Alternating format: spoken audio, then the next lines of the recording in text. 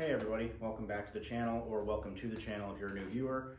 Today we're going to be going over the PB9010T Echo backpack leaf blower. This is my preferred leaf blower for my property here in Pennsylvania. I live in a very heavily wooded area. And while the change in season is nice with the fall foliage, it's less nice when all of those leaves are then in your yard. In a past life, I have done some commercial landscaping. I've had a lot of experience with different backpack blowers, handheld or otherwise. Shindewa, Husqvarna, Steel, other Echoes.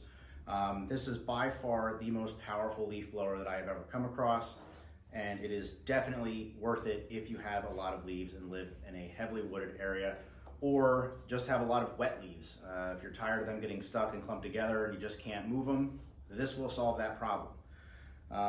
This is advertised as being the most powerful leaf blower in the world in a backpack model. I wholeheartedly believe it. It is definitely very impressive. Some quick facts about this leaf blower. It does have an 80cc engine. It's quite large for a leaf blower. It does sound a little bit like a dirt bike, if you're familiar with that. It has a fuel tank that is about a half gallon. So this thing does use a pretty considerable amount of fuel if you are not prepared for it. Through the one season, it's not uncommon for me to go through several gallons of fuel. You may do the same depending upon the size of your property. Conveniently, in the wintertime though, you can also use this to remove some snow too. Say you get like an inch or two of snow, and if it's a powder, you can very easily clear your whole property or your driveway at least, and make quick work of it and not have to get out a shovel or a snowblower. Per the Echo website, this allegedly has 1100 CFM at the nozzle at 220 miles per hour.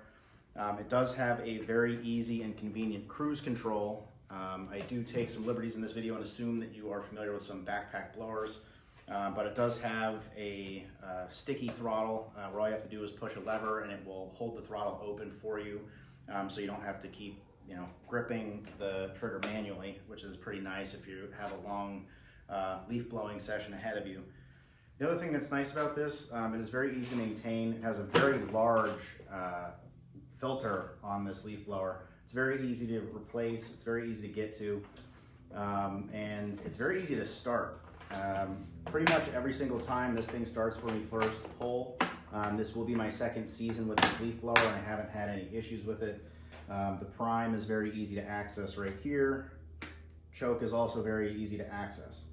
It really is a very easy model to use. You don't necessarily have to be a professional, lawn maintenance person to pick this up and go with it.